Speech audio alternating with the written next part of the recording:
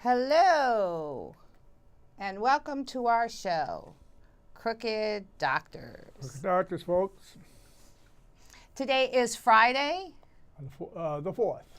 April 4th, and you'll notice that, let me grab that phone. Hello. Hello. Hi, let me put you through. Hello, we got Jason Berg on the phone. Hi, Jace. How you doing? All right. Good. Hold on. Fantastic. Oh, I got to turn your volume down. Yeah, just let me Hold turn. on. Let me turn you down just a little It's bit. on her end, not yours, Jace. Okay, go ahead, Jason. Talk to us. Hi, how you doing? I'm Good. good. Great. Week going by. I'm so glad to be here with everyone here on Crooked Doctors. Jason, are you calling from home or are you sitting in front of a computer? No, I'm not in front of a computer at this time. I'm actually in the hospital with my father-in-law. Oh, I'm sorry to hear that. How's he doing? He's doing much better. Okay. You'll notice a different look to our show because we've taken command. Rearrange the furniture, Jason. I'm actually at the command center, and I'm actually producing the show, and we're you'll see a different look online. So Fantastic. we should be waiting for Alex Sanchez to give us a call. That's right. If not, Jason, you asked me for about 15 minutes. So did you want to talk a little bit about? Yes. Go ahead. Yeah. We're talking about National of the Alliance, Jersey. We are a chapter working with the National of the Alliance. I'm part of Okay, you're coming in a little garbled. So what I need you to do is slow down. Take slow the speaker down. off. All right. Take your speakerphone off. Now I'm speaking incorrectly and getting a reverb from the phone. Okay, let me see if I can. Can you hear us a little bit better? Let me see. I'm still hearing myself. Okay, let me adjust it a little bit. Is that okay? Oh, testing. A little better. Okay, Right. if you talk slowly and loudly, you should be okay. All right. With the National of the Alliance, we've been active in New Jersey. October. We finished up reconstituting our 21 counties of March 22nd. What that means is that we did a second phase of putting paperwork into each one of the 21 counties and asking for the Commonwealth Grand Jury to have a posted room inside the courthouse. That's where our decisions are. Okay, Jason, you need to tell people a little bit more about what NLA is. And so what I'm going to do is Well, I'm going to go to the computer, right. and we refer to NLA as Plan B. So we're fighting against corrupt court systems, as you know.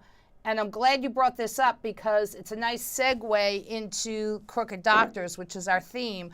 And I've got an update on Yeshiva University and the Crooked Doctors at Yeshiva University, how that ties into the Crooked Doctors in Jersey City.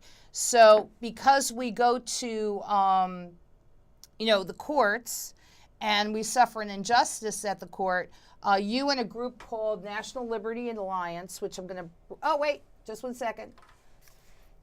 Hello. Yes, I'm still here. Yeah. Alex, are you there? Oh, okay, just one second. I'm going to put you through. Okay, Alex, you want to talk? Hey, yeah. Am I on the air? Yeah. Yes, you are, Alex. Yeah, Alex, you are on the air. Okay, first of all, I want to say hi to your viewing audience, and I would like to make various comments. Wait. We're shifting gears for just... Give me just 1 second here. Hold on for just 1 second. Just hang on for just 1 second. Take the time, don't worry about it. Okay. Jason, I've got Alex Sanchez on the phone. That's right. Well, let me bow out and come No, back. don't bow out. Just say hello. And Hey, Alex, how you doing? How you been, sir? Long time. I miss you guys. Well, that's all right. We are like ships go past each other in the ocean. Alex, as you know, is with a group called United We Stand, That's and part of our mission is to help others. First responders, folks. Yeah, he's with 911 first responders, and I know that they're gearing up for a big push. So he called me this afternoon about an hour or two before the show and asked if, with your kind permission, Jason, if we would donate about 15 minutes so he could give us an update. Is that okay with you? More information going out there to first responders is okay with me. Alex, you'll appreciate that Jason Berg was part of the Marine Corps. You're part of the Reserves Marine Corps, Jason? Yes, it was. So he's also the state coordinator for an organization called National Liberty Alliance, which is our Plan B in case we fail in Plan A, which is the court systems are so corrupt that with the National Liberty Alliance, Jason and others are constituting common law grand juries. So we're going to start presenting some of that and showing how our community can take back control of our courts. That's right. Now, the powers that be do not want us to take control of our courts because power is never given, it's always taken. But with your kind permission, Jason, we'll get back to that in Crooked Doctors, because one of the updates that I'm going to give in this show is how Yeshiva University is being sued now by 34 former students who have experienced physical and sexual abuse going back decades at this corrupt university. And we just had an update this past week of their appeal at the Second Circuit Court of Appeals, and how that judge, their attorney's claim, has concocted wholesale fabricated, made up rulings. So we're going to look at that. So when Plan A fails, when the courts are so corrupt that you've got judges making stuff up, as in my case, and what these students are alleging at the Second Circuit, their allegations were their case was dismissed on statute of limitations issues, and they're trying to overturn that. So they're claiming that the federal district court judge at the district level fabricated, made that up. So we're going to come back to us and Crooked Doctors and what do we do. But first we're going to donate about 15 minutes to Alex Sanchez and the 911 first responders. So Alex, I have this very nice photograph of you. I'm going to put it up. Is that okay? Yes, ma'am. Thank you so much. Okay, what you're seeing now is this is Alex Sanchez on the phone, and he's calling from his home on the Upper West Side in Manhattan, where he's doing the best he can to cope with his disbelief, his injuries from that he suffered from the cleanup, being a cleanup worker at 911. So Alex, I'm going to bow out now, and I'm going to let you speak slowly and clearly and give us an update on what's happening with your organization, what the 911 first responders are doing. And of course, this is one of many appearances, and of course you're going to come back and talk some more. Go ahead. Thank you so much. First of all, I want to thank you guys. I mean, you guys have the very same fabric of what this nation is all about. And what Alex, slow down a little bit because your audio is coming in nice and clear. So just slowly and clearly, okay? Right. What I was saying was, you guys have the very same fabric of what this nation is all about. And justice has a tendency to prevail. So we are on the right path. We advocate on behalf of millions in our nation, and it doesn't get any better than this. I'm here today to provide valuable information. The 9/11 Museum will open to the public on May 21st. From May 15th to May 20th, the doors will be open for recovery workers, residents, those who lost their lives, and those who lost family members on that very tragic day, the day that changed the world. If you want to get access to this information, you have to go to www.911museum.org.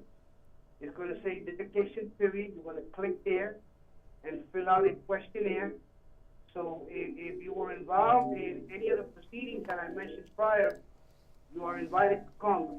The doors will open first for those who have been affected by 9/11. This museum is So run- Alex, just 1 second. The 911 museum is opening. What date are they opening again? They're opening for the general public on May 21st. On May, I'm sorry, 15th. on May 21st? May 21st, 2014. Okay, so on May 21st, 2014, the 911 museum, this is downtown Manhattan, is opening up. And when do they open for family members? From the 15th to the 20th, the doors will be open to family members, responders, recovery worker, residents, and store owners in the area. Okay, so from, say the dates again slowly, from the 15th to the 21st? 15th to May 20th, the doors will be open to residents, those who lost loved ones, recovery workers, and responders. Okay, let me just say that again. From May 15th to May 20th, the 911 museum in downtown Manhattan will open to family members, first responders, the local shopkeepers. So they're kind of the VIPs. So you got a nice 5-day window from May 15th to May 20th. And then on May 21st, the 911 museum will open to the general public. Is that correct? That is correct, Madame. In order to obtain tickets to the event, you need to go to www.911museum.org, and it's going to say dedication period. You want to click there, fill out a questionnaire, and you're in. Okay, so if you want to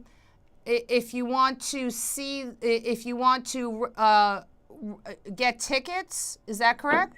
Exactly. If you want to get tickets, you go to www.911museum.org, and you go to where it says dedication. Dedication period.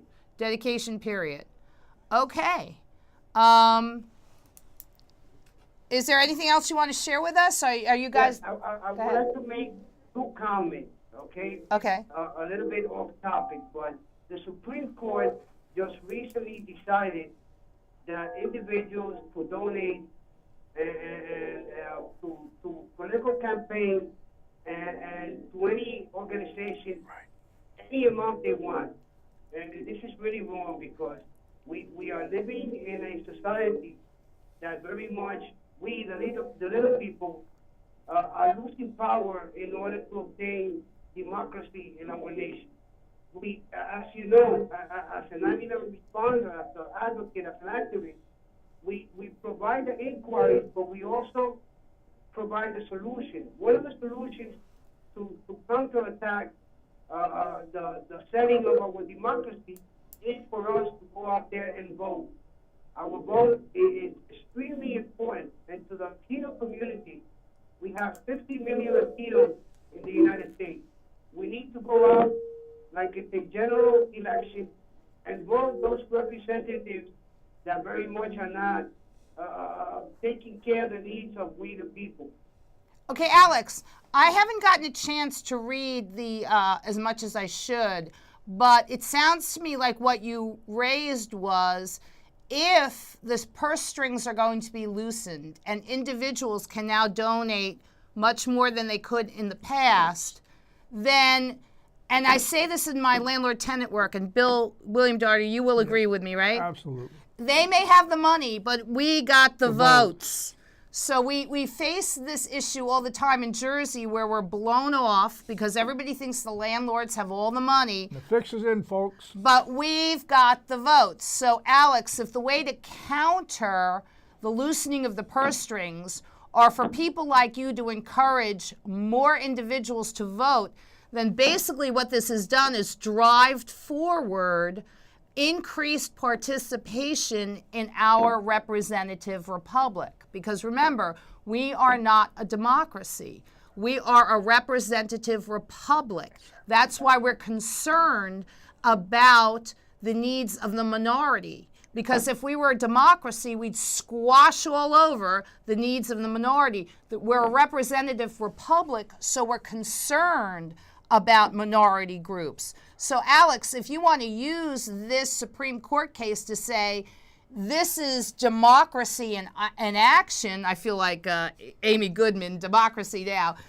But we have a representative republic, and if we want our voices heard, they can be heard at the ballot box. So it doesn't matter how much money somebody has, we got the votes. So Alex, if you want to use this to increase participation in elections, because you don't want money to be heard, you want the voices of the people to heard, then basically this is a very good thing, yes? Exactly. My sentiments exactly. As you know, I've been walking the halls of Congress and educating our three branches of government for the past decade along some incredible citizens, John Field, Representative Maloney, Senator Gillibrand, Representative Jerry Nadler, and I have been participating in leadership that saves lives. We need to very much invoke our founding fathers and continue to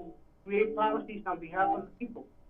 So, Alex, what I'd like to do is to, and this is not going to happen overnight, but what I'd like to do is introduce you to some of the work that Jason Berg is doing, because this is very important on the Upper West Side, that he's instituting common law grand juries, and we're doing this with the National Liberty Alliance. So when our courts are corrupt, we, the people, take our courts back. So this is keeping in step with your ideas and our ideas that our founding fathers gave us power.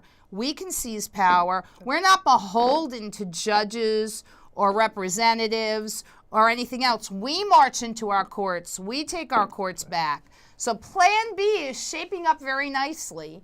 And let me come back to, is there anything else you want to add, Alex? I have this beautiful photograph. I hope you're watching this at home. I have this beautiful photograph of you and your in your mom's apartment on the Upper West Side of Manhattan and in our neighborhood up in Washington Heights.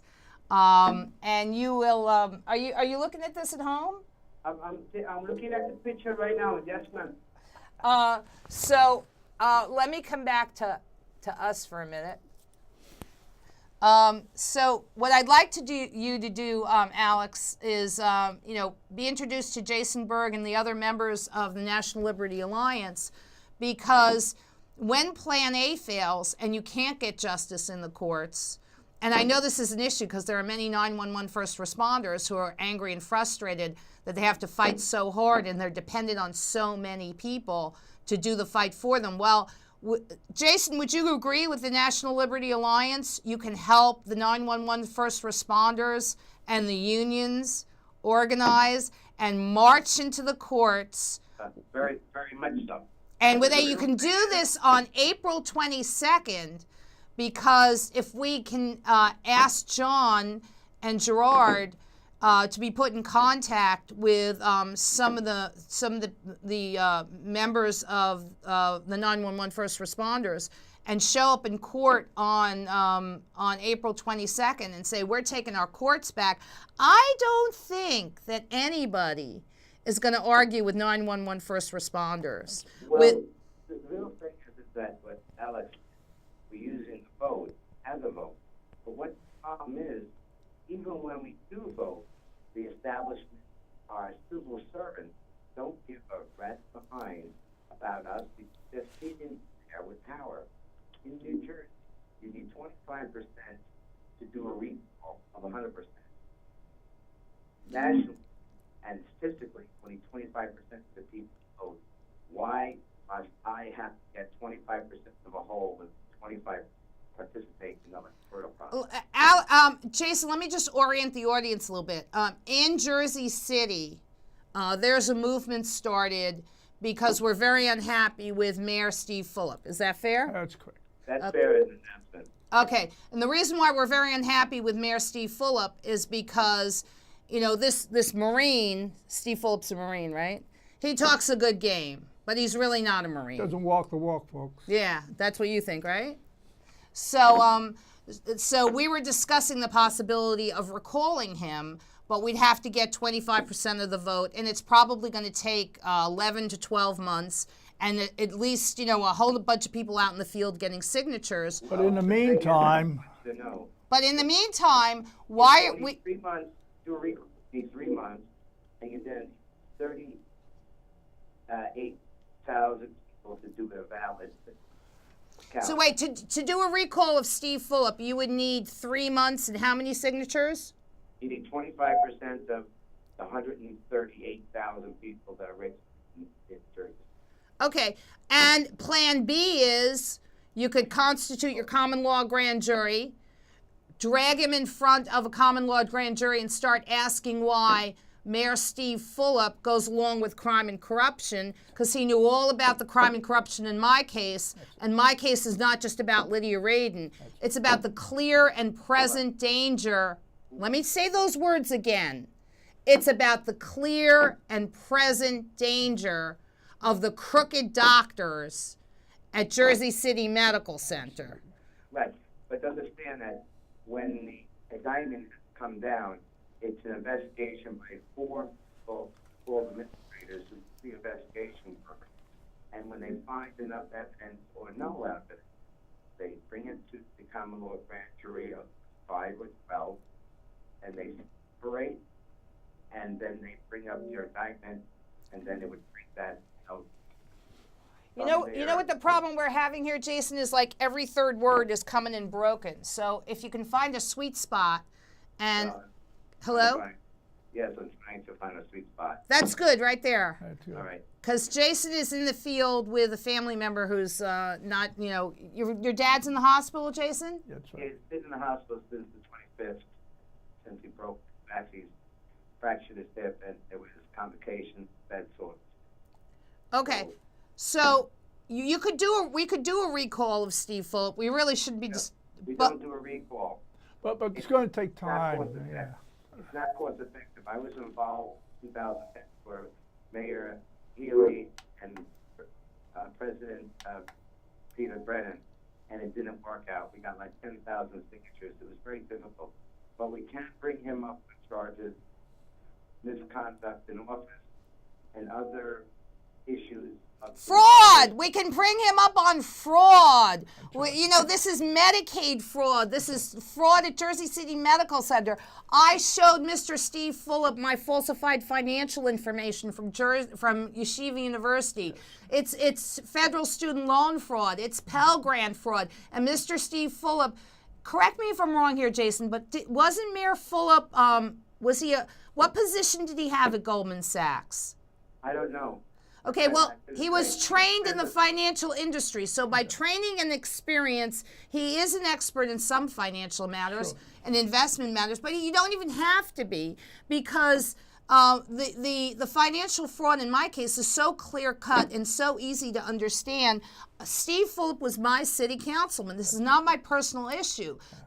And I told him about the violation of medical students' civil rights. I mean, Mr. Steve Fulop has known about Judge Rodriguez. He's known about obstruction of justice in my case. There was a videotape that my landlords made. Let me just finish. There was a videotape that my landlords made of themselves violating Judge Rodriguez's no contact order in my case. So I can name crime after crime, very serious crimes. When you were talking about obstruction of justice, I had a subpoena for the videotape that my landlords, Ralph and Magna Pagnozzi, made of themselves violating Judge Rodriguez's no contact order. They had the temerity to come to the apartment where I was living and videotape themselves, violating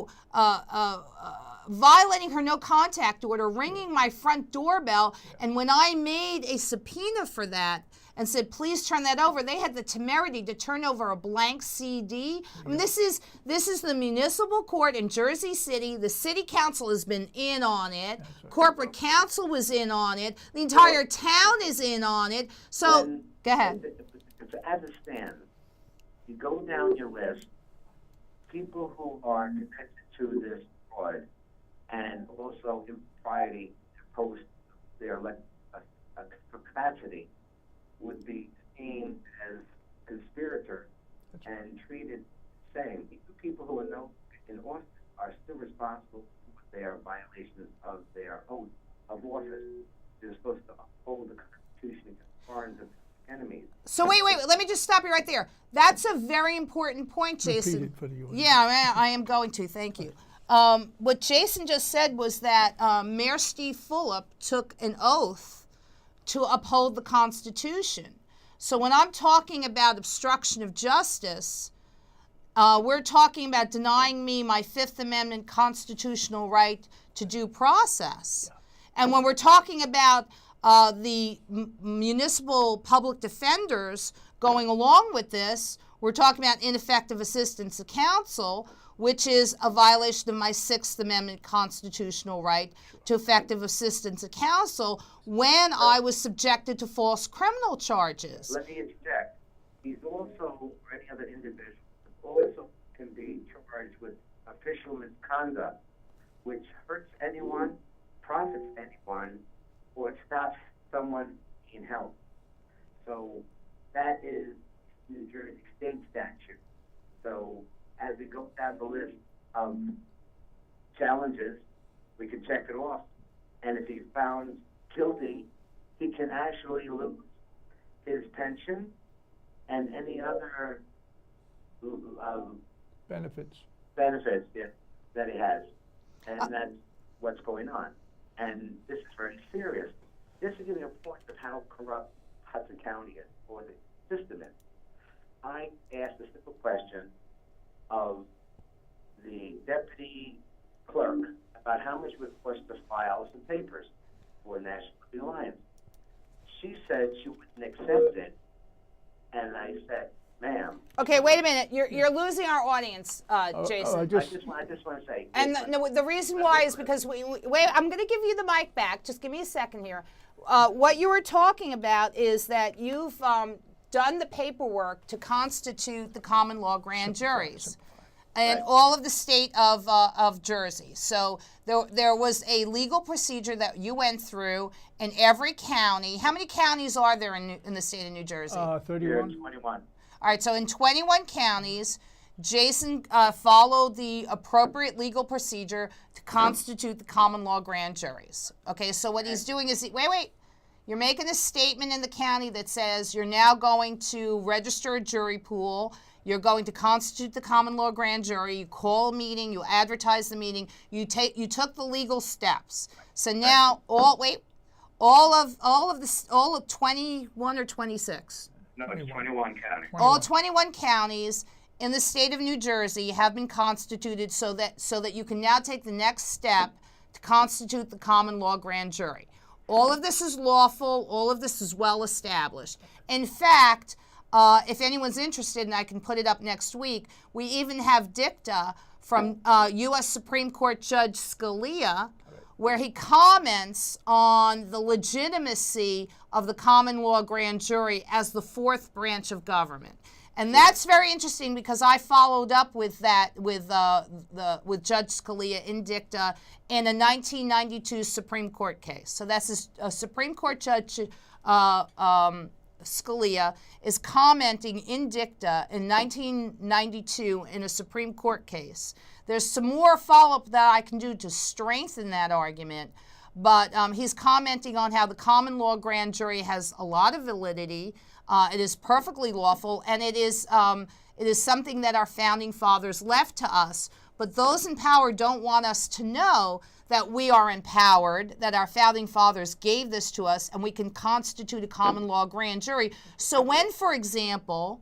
Well, let me interject with one thing. Wait, let me just finish.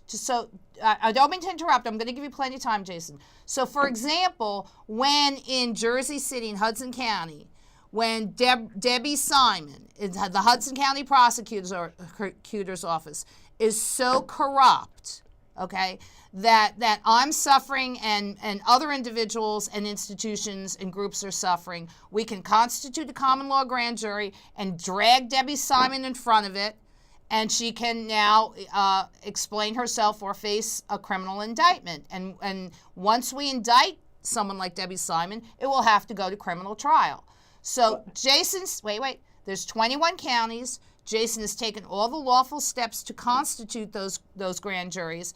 And the next step now is to go to the courthouse and get the keys to the courthouse. So now you have to present the appropriate paperwork to the appropriate clerk, And of course, they don't want to accept it. And I talked to the national leadership today, Jason, and your problem is, with all due respect, and they're giving you constructive criticism. With all due respect, if you marched in, you gave them the opportunity to say no. Had you I don't care if they say no. but you could have done this another way. What you? Let me just say this. Okay. They can say no. It's a felony. They say no twice. It's another felony. They say it a third time. Felony. The fourth time, I can actually come in with the sheriff, who's been enlightened about his responsibilities, and arrest that individual not providing the service under that title clerk. And Or alternatively, instead of, alternatively, you could simply mail in your papers, return receipt requested, yes, but the thing and is, then put it up on a there's always blog. different way to do things. I don't want to get into the process.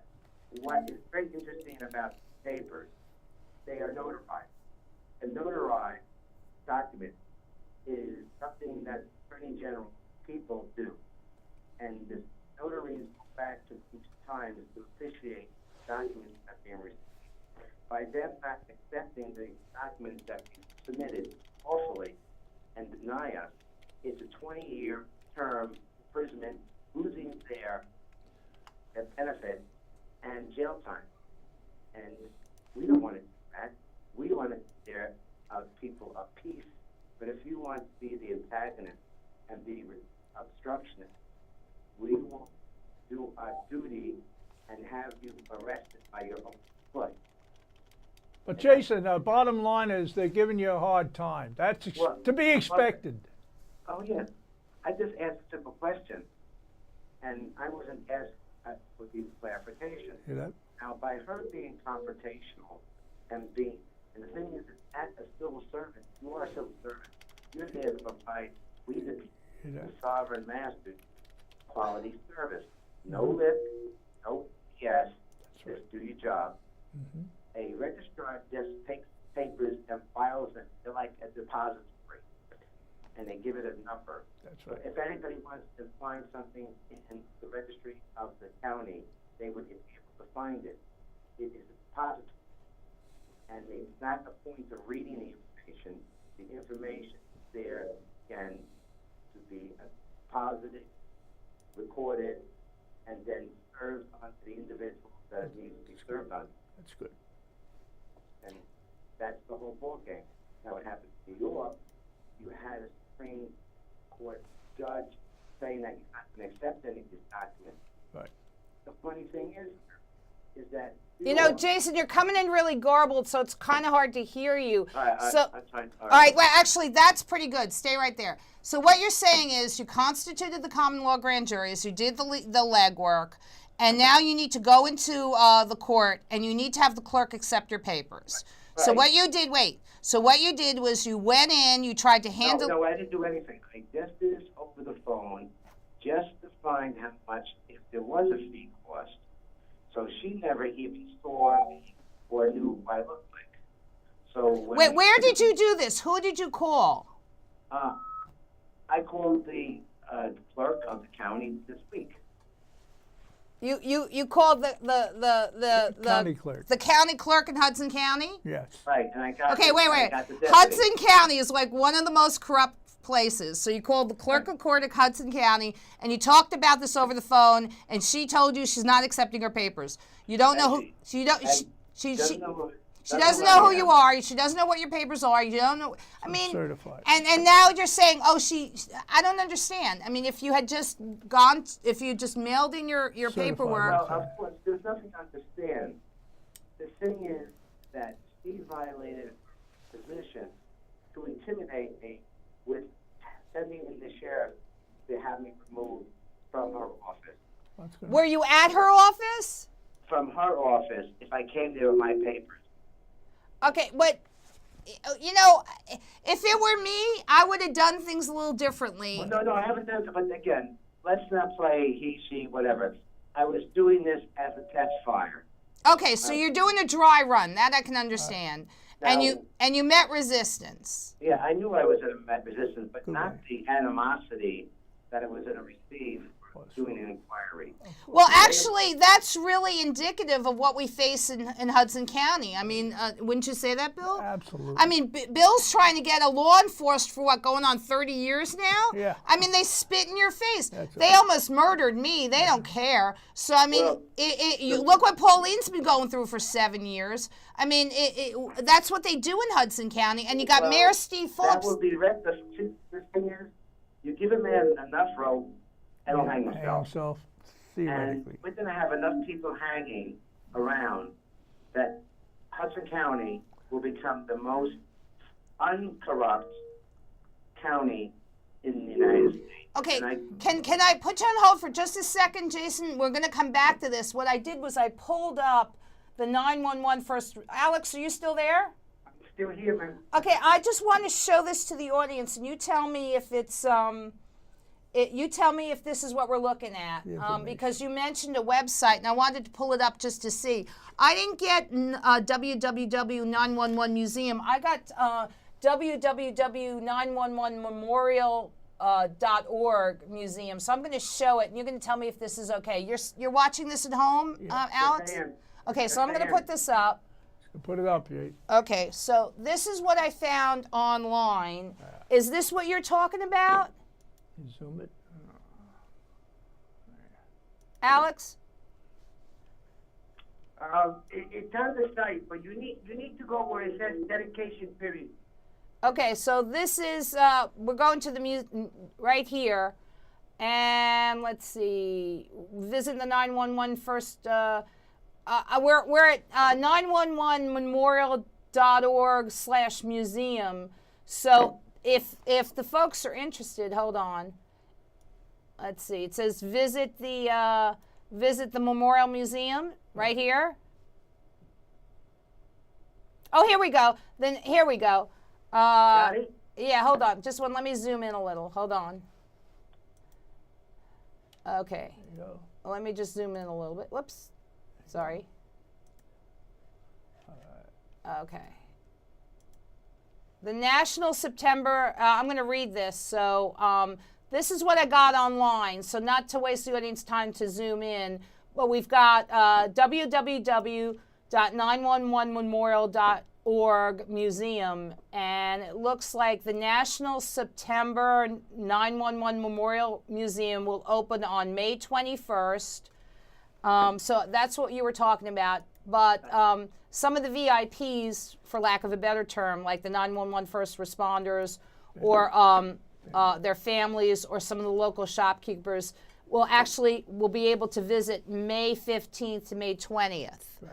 So this is what I found online. I guess for the viewing audience, if they want to learn more, you can go to this website and learn more. But you just wanted to let everybody know with enough lead time that that the museum you just wanted to put the information out there. Is that correct, Alex?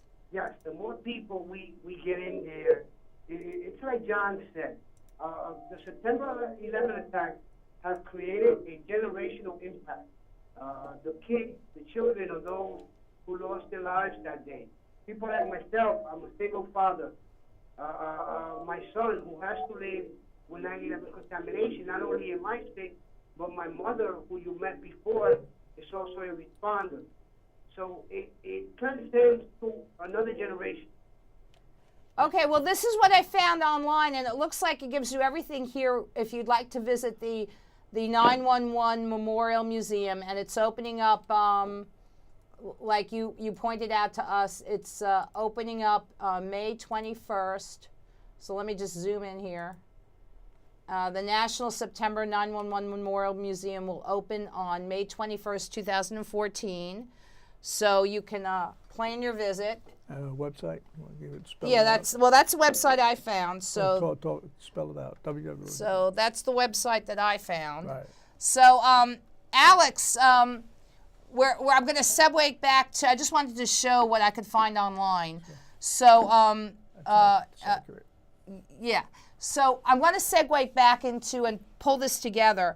There are many 911 first responders who are fighting this battle through Congress. Sure.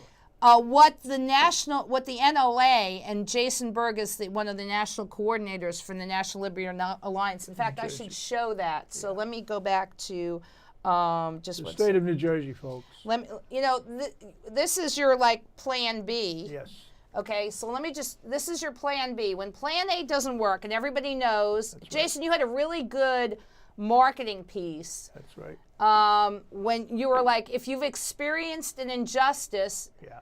and you can't get any justice through the courts, and your lawyer is screwing you to the wall. Yep. Guess what I got online right now, Jason? I got National Liberty Alliance, Yeah. and you're constituting common law grand juries, and this Right. is not a bunch of crackpots. That's right. These are people who are saying this is what our founding fathers left us. It's legitimate. And I'm going to their website so you can see it right here. Go to National Liberty Alliance. Yeah. And if you want to learn some more, Jason, there's a national, every Monday, there's a, Colin. there's a state, there's a, Colin. yeah, I'm just surfing through the website a little bit. And every Monday night at 9 o'clock Eastern Standard Time, there's a regular conference call, national conference call, Conference. and everybody can call into it. Right. So if people are interested, how come I'm having trouble finding it right now? Let me go to services. Oh, here we go. The homepage. Where is it? It's on the homepage? If you look at the homepage, there should be something on the right-hand side telling you about our meeting. Oh, here we go. The live Monday night the standing conference call. It's live Monday night, Eastern Standard Time, 9 o'clock. And this tells you what phone numbers to call if you want to learn more. And I know that the national leadership, because I talked to them today, are planning to come in and come into the courtroom on April 22nd. They're going to take back the courts, and they demand to be allowed into the courts as their right.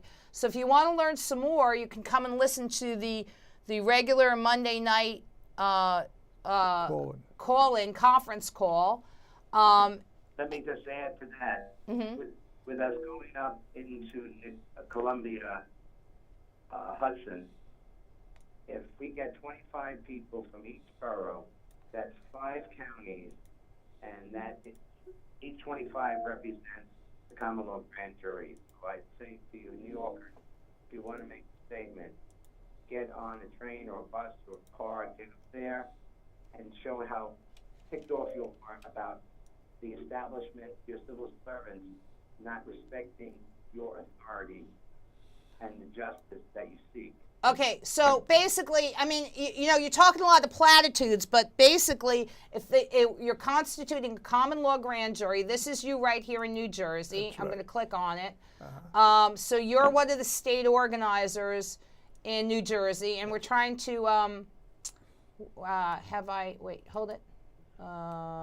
New Jersey. Hold And on. we have 8 states that are constituted. I think I don't know what the number is, but now it's going up so high. We were 265 on the 22nd. Yeah, of but March. that's not what the audience has never heard of this. So what you're trying to tell them is, look, when the regular, if you've experienced an injustice in the courts, Yes. this is an organization that's constituting I don't see your contact information coming up usually. Oh, here we go, contacts. I'm sorry. Here we go, state coordinators. Contact state coordinators. Here we go. Let's see. Contacts, county organizers. I just want to put up your phone. Hold on, just 1 second. Okay, here we go. Finally, I got the right page. Okay, here we go. So, let me just get to New Jersey. Hold it 1 second. New York. Where's New Jersey? Help me out here. Oh, here we go. New Jersey. Okay, finally. I think they're updating the website because it's not coming up. Right. Usually, isn't your contact information on the website, Jason? Oh yes, when you go on New Jersey. But where do I go? Do I go to services, states? No, you go to states. Wait, I go to states. Okay. Go New Jersey. New Jersey. Okay, so I go to states. I go to New Jersey. Okay, just 1 second. Uh-huh. All right, go ahead. And you click on New Jersey, you should see the No, I'm having problems getting the NLA new. Oh, I see right here. It's recent posts. Right. You've got a standing conference call from 7 to 9 p.m. in New Jersey. That's right. Yes, every Thursday. Okay. So every Thursday you have your own conference call, but I still don't see the contact information. So When you go into state, you should see state leaders. You go in states, and then state coordinators, and my name will come up there also. yeah, there's something wrong here because it's not coming up on the website. You have to check it out, Jace. You can again- look at it later. They might be updating the website. Right. But in any case, so I'm there. My phone number is 201 okay, 240 5351. Repeat it. okay, Again, 201 240 5351. okay. Wait, Jason. Let me just write it down for everybody. 201. This is your phone number. This is my personal cell. Yeah. Okay, so it's what 201 240 240. 5351. Okay, 5351. When you get a chance, look at your website because normally when I click on your website, all the contact information comes up. Oh, well, they're updated. He's not But yeah, aware. they might be updating your website. Yeah, it's okay. But let me go back to Let me just say something what's going on with the 911 survivors. The medical system in America. wait, Jason, stop because we're going all over the map Right, here. right, Okay. we got to stick. We only the- got how many minutes? Yeah, and I got to answer another question because I promised someone that I would answer a couple questions. All right, so I'll step down. No, you're not stepping No, down. Stay hang on. stay with us. I'm trying to bring this all together. Okay, So what you got is, part of our mission is to help others. that's right. And we got Alex lives in our neighborhood. Yes. He's part of the 911 first responders. Some of these people are very angry and very frustrated because they can't get justice. That's right. And they're trying to work through the regular court system and the regular representatives. Sure. And Alex, are you still with us? I'm still here, man. Yeah. Alex can testify to how difficult this has been and how, one of the 911 first responders told me he went to Congress like 200 times. So this is not going to happen overnight. But if you're working on Plan A and Plan A working through your senators and your representatives and the court system, and what you find, and I'm going to pull up in just Finally one getting a bum's rush. exactly, and I'm going to pull up in just 1 second a recent article from Yeshiva University that shows how they're saying that the district judges are concocting rulings, just fabricating. So if Plan A isn't working, That's right. what Jason and the National Liberty Alliance is saying, there's a Plan B. And Plan B means you can take your country back through the common law grand juries. But it's not going to happen overnight. Of course not. And Jason is taking steps in New Jersey. And John is taking steps in New York. Sure. And there's a big event, demonstration, showdown, whatever you want to call it. But on April 22nd, there's going to be a march to take back our courts. They want the keys to the courthouse. Yeah. They want to be able to constitute their common law grand jury. Exactly. And if you're a wrongdoer, we're going to bring you in front of the common law grand jury Absolutely. and look at the evidence and if necessary, indict you, and then have our court officer, the sheriff, bring you in. So what the people don't know, because the people are kept ignorant, is that there is one of many methods to take our country back. Now, this is a theme that I've been talking about For some time. for some time. We've lost control of our country. We don't run our country. Our Wait. government. We don't run our country. This was my PhD thesis. You've heard this before, Jason, because Write the book, folks. I've been building this as I'm driving our court cases forward, right? America plays Poland to Israel's Germany. I know everybody doesn't like me saying that. Comparison, yeah. But, our foreign policy mirrors our domestic policy, and it's not in America's best interest. Absolutely. Of So, course not. so But the as- irony is, let me just say this. The irony is the attorneys and lawyers are part of the British the bar. They are the problem because they own the banks. They don't. No. Wait, Jason. Before we get all afield, what you're trying to say is that the Bar Association, it is where you go for ethics complaints, and frequently you don't get justice there. So we're not going to solve everything in the next 10 minutes. That's right. But what I'm trying to do is bring in broad brushstrokes some of the themes that we're working on. So it's not just the crooked doctors. What do you do when you got the crooked doctors? What do you do when Debbie Simon at the Hudson County Prosecutor's Office, what do you do when the very institutions and regulatory agents that are supposed to protect us are part of the criminals, are part of the corrupt system? So wait. One solution is to institute a common law grand jury, which is what you're working on. I got it. So it's not just before you go into all the details of, you could go to the Bar Association, you could make a complaint. But all the regulatory agencies that I've gone to, like, for example, my financial fraud, all the people in place that are supposed to protect you and punish the criminals and stop them. They're in on it. Thank you. So the regulatory systems have been co-opted. The Manhattan District Attorney's Office is corrupt. The police department is corrupt. And a lot of the way... reason why I understand why that's corrupt, because the judges, the prosecutors, and the lawyers milk the people, and if you want justice, you don't go to court. Well, that's true. You only get That's a good justice point. if you're royalty or a person who's bought a political or a diplomatic immunity. And there's an article in the common law jury jurisdiction, becoming jurist. Sure. It's called the legal. I can't. You're coming in garbled. What you're saying. What you're saying is we've all experienced injustice, Right. and there's a way. And then there's a way to address the injustice.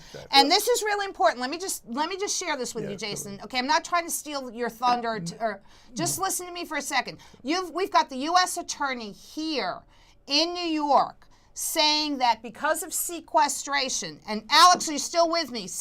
Alex? I'm still here, ma'am. Okay, sequestration is mandatory budget cuts. Right. So because of sequestration, this is something the 911 first responders are up against too. Because of mandatory budget cuts, the U.S. Attorney's Office here in New York, it cannot hire 26 federal prosecutors. That's right. So I already have the FBI, a duty agent, admitting and reiterating that, look, we got a choice coming up. Sure. Either New York is going to go the way of Chicago in the 1920s, where we're just a bunch of lawless gangs. Or even now when it's bankrupt. Yeah, Detroit.